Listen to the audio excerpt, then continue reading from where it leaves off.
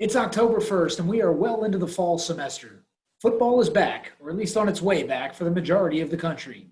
For the NIRSA Championship Series, your October updates will also include a spotlight from our flag football work team coming up here in just a couple of minutes. But first, our leading story. September saw the creation of two new task forces that will help lead the NIRSA Championship Series into exciting new directions. The first is the Social Justice Task Force, being chaired by Jasmine Holmes of Central Michigan University. She will be assisted by her vice chair and long-term NIRSA State Championship Series stakeholder, Myron Washington White. The two of them bring a lot of excitement, ingenuity, and passion and will help lead an outstanding group of NIRSA members. You can see the full roster of selected task force members on your screen. We look forward to many great updates from this group throughout the rest of the year. The second task force is the Esports Task Force, with the charge of creating the first ever national tournament for the NIRSA Championship Series in esports. Greg Durham of Creighton University has been selected to lead this task force. Greg also has a very talented and experienced group to help him that you see on your screen. Thanks to everybody that has applied to serve in one or both of these new initiatives. Both the quantity and quality of interested applicants was absolutely outstanding. The Skills Challenge project team, being led by Valerie McCutcheon, has also met to start working through the logistics of our challenges for both soccer and flag football. Soccer is looking at both team and individual competitions and have discussed a variety of formats and prizes. More information coming up real soon. For those that are signed up for the Train the Trainer and Officials webinar project teams, we look forward to getting those started and moving here in early October. We're still rolling with the punches for the year and are hopeful for a return to in-person competition in the spring. We've been monitoring what campuses are planning both for their own programs as well as any travel restrictions that they may have in place that will continue into the spring semester. We are hopeful to make decisions on our spring schedule in the November-December timeline, and we'll keep you up to date. If you have any information that you have gathered that you believe would be helpful in that decision-making process, please don't hesitate to reach out to the appropriate work team committee chair or executive team member. So without further ado, let's bring on our flag football work team leaders as Jarrode Davis from The Ohio State University and Brooke Cochran from the University of Florida give you the rundown on the projects and progress made from the flag football work team in this month's Spotlight. Hello, and thank you for joining us with our special highlight of the flag football work team with Series Talk Live. My name is Jarrode Davis, and I serve as the chair of the flag football work team. And my name is Brooke Cochran, and I serve as the co-chair of the flag football work team. We are super excited to be joining you guys today and giving you a bunch of updates on everything that our team has been working on. And speaking of our team, we wanted to give a quick shout out to them because they have been great throughout this process.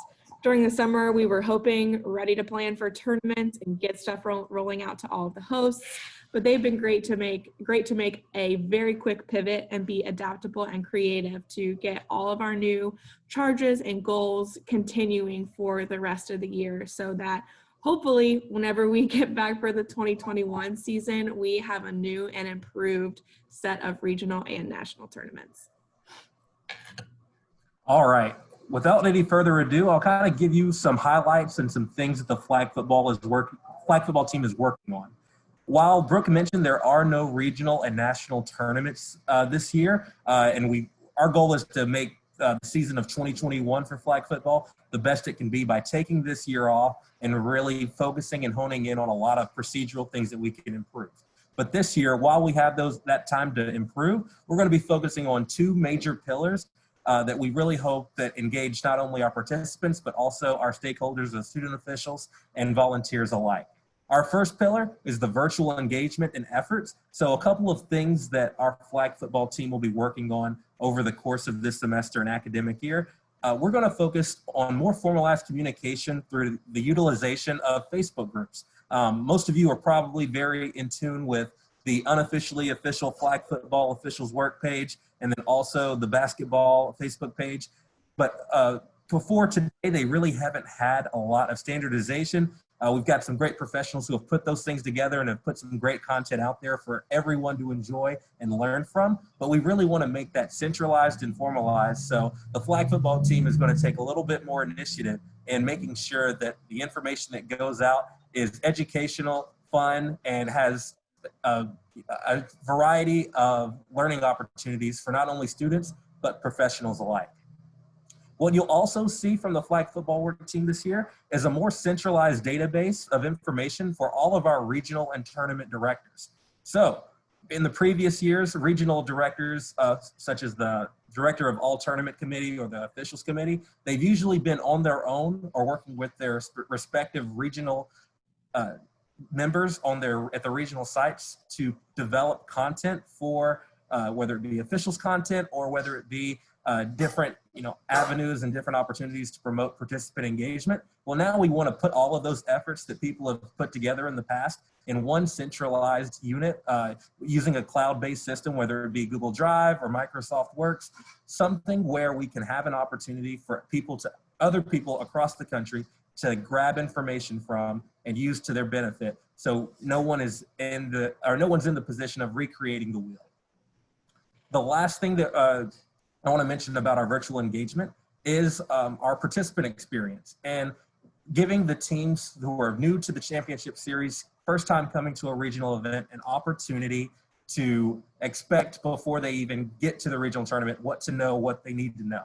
I think we've all seen a lot of times regional teams who are, fantastic teams on their own campus, but come to a regional and maybe don't have that experience or that talent level that they thought. So we really want to give those teams another edge of knowing what to expect before arriving to a regional or national event so they can be better prepared and have a better experience for that tournament. And the next part that we're going to be focusing on as part of our work team is just what Jarrode said, the participant experience. We are going to be going through all of our Hall of Fame qualifications, information, and we're going to be completely revamping and giving that system a whole new facelift and sharing it with our work team members, but also all of our NIRSA members as well, so that we can nominate officials, players, and teams to be able to gain that coveted spot in the Hall of Fame. But also, we're super excited to share all of our Hall of Fame knowledge and experience with the rest of the championship series to hopefully get to the point to where we have a Hall of Fame for the champ series and all of the sports that are included. On top of that, while we have been doing a lot of work of where all of our sports are learning from each other and capitalizing on what we do best. We've seen tennis, basketball, and soccer have great success on the club level whenever it comes to any of their tournaments. So our work team members are going to be working together now to really put together a flag football club database to see how we can better expand on that for all of our upcoming tournaments.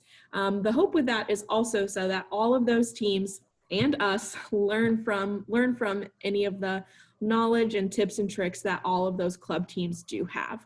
So if you're a campus that has a club team, be ready for something coming to an inbox near you. And then one of the most exciting things that we have been so excited to welcome to the Champ Series is an official unified work team. Our work team members, and Jarrode and I, are super excited to work with the unified work team so that we have a set of rules, expectations, standards, and a great growth for learning for all of our officials who maybe have experienced unified before, and also those who have never seen it until they advance to the regional and or national level. We think that it's super important that everybody gets to have that incredible experience, and we want to make sure that they are all on the same playing field to provide the best possible experience, not only for our athletes and partners, but for them to gain so much from that as well.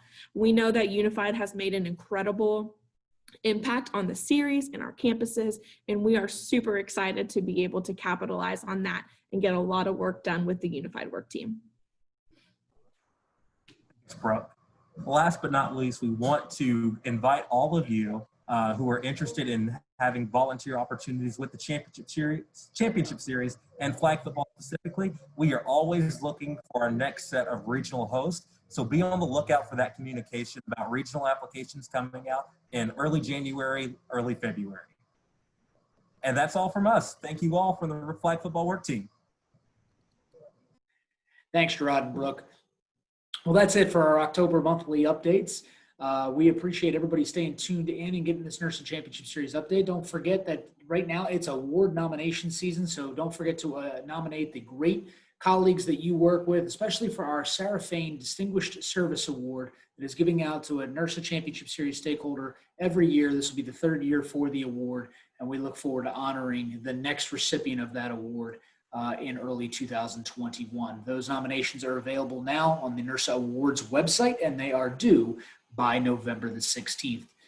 If you've nominated somebody in the past, nominations are good for up to 3 years. So everybody that's been nominated in year 1 or year 2, those still stand true, and we'll be happy to accept more nominations from some of our outstanding stakeholders around the NIRSA Championship Series.